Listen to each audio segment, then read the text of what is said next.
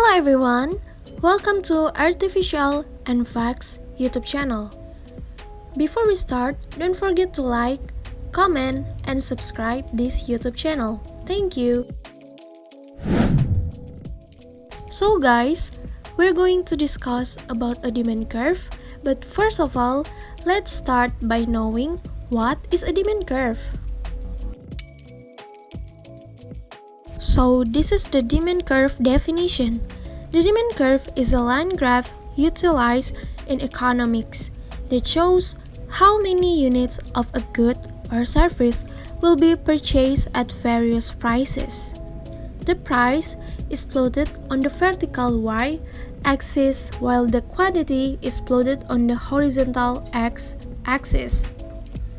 Demand curves are used to determine the relationship between price and quantity, and follow the law of demand, which states that the quantity demanded will decrease as the price increases.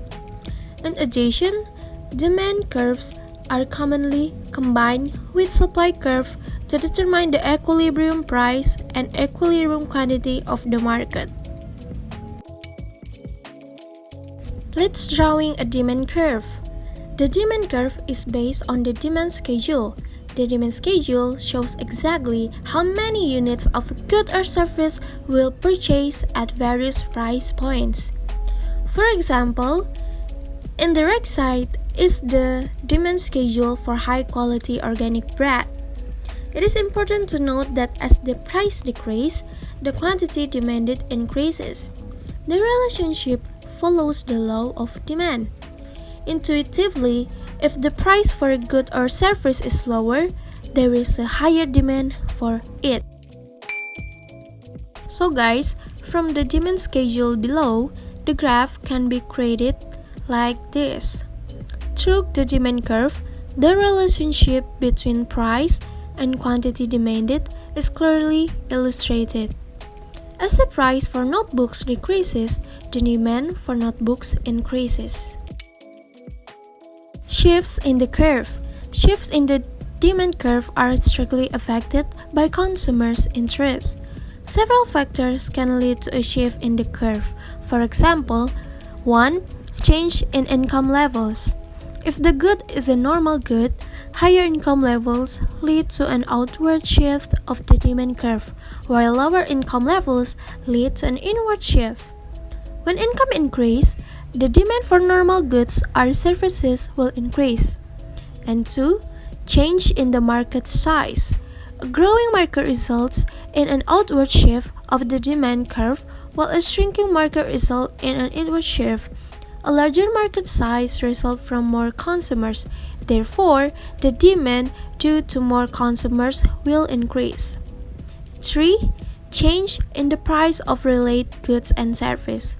When the price of complementary goods decreases, the demand curve will show outwards, and alternatively, if the price of complementary goods increases, the curve will shift inwards.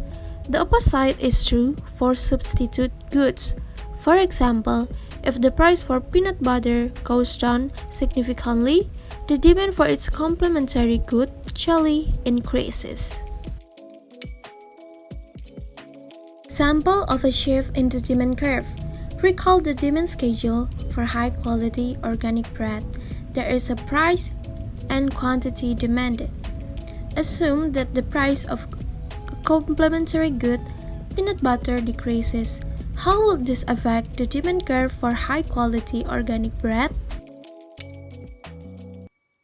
Since peanut butter is a complementary good to high-quality organic bread, a decrease in the price of peanut butter will increase the quantity demanded of high-quality organic bread.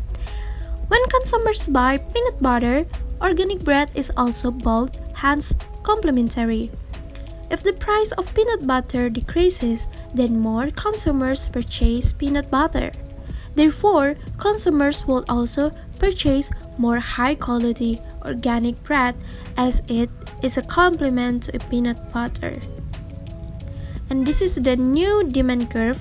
We can see from the chart that a decrease in the price of a complementary good will increase the quantity demanded of high-quality organic bread. Movements along the demand curve. Change in price cause movements along the demand curve. Following the original demand schedule for high-quality organic bread, assume the price is set at P equals $6. At this price, the quantity demanded would be 2,000. And if the price were to change from P equals $6 to P equals $4, it would cause a movement along the demand curve as the new quantity demanded will be 3,000. Let's move to talk about something that most people take for granted. Is it grocery store or is it a census or a goldfish or it's probably just strawberries? No, I was probably gonna say markets. And where do you think strawberries from? The ground? The farmer? The market? The grocery store? Where did all that stuff come from and who made it and why? Well, the answer is simple, but it's underrated. It's market and for most of us farms and factories and stores, but mainly it just markets.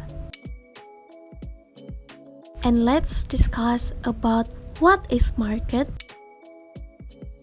So, market is any place where buyers and sellers meet to exchange goods and services. The key to markets is the concept of voluntary exchange, that is, that buyers and sellers willingly decide to make a transaction. Let's say you go to a farmer's market and you buy a box of strawberries for $3. You value the box of strawberries more than the $3 you gave up to get it. The seller valued the $3 more than the box of strawberries. The transaction's a win-win because you got your strawberries and the farmer got his money and you both feel better off. That's called voluntary exchange. This same process happens in the labor market. Say that instead of the farmer's market, you bought your strawberries at your local supermarket. The cashier voluntarily decided to work there. He values the $10 an hour he makes. They're more than he does sitting at home watching The Walking Dead. Well, at the same time, the owner of the store valued the labor of the cashier more than the $10 an hour she pays him, and so it goes. On and on, all the way up the chain of production, from the driver that delivered the apple to the farmer that grew the apple to the tractor that the farmer purchased. The point is that markets are everywhere and most are based on voluntary exchange. The part of all this that most people take for granted is how efficient the system is. Competitive markets turn out to be pretty great about allocating or distributing our scarce resources towards their most efficient use. If farmers produce like too many strawberries, then the price will fall as sellers try to sell them off. Lower price means less profit for the apple farmers, and those farmers will have an incentive to produce something else like lettuce or Brussels sprouts. So if farmers don't produce enough strawberries, buyers will bid up the price and the farmers will have an incentive to produce more, which then drives down the price. That's like magic, except it's not. The information that markets generate to guide a distribution of resources is what economics call price signal. Markets also incentivize the production of high-quality products. If the apples are brown and nasty, then no one gonna want to buy them, right? And if they're tractors of piece of junk, the strawberries farmers gonna tell other farmers to buy some other tractor. Now, ideally the eventual result of voluntary exchange is that sellers cannot make themselves better off without making something that makes buyers better off. Business, and in particular large corporations, are often villainized as greedy heartless institutions that take advantage of consumers, but if markets transparent and buyers are free to choose, then businesses will have a hard time taking advantage of people. We supplies that price and profit determine where resource should go, but where the price come from? Who determines the price of my box of strawberry? To answer, we are gonna draw supply and demand.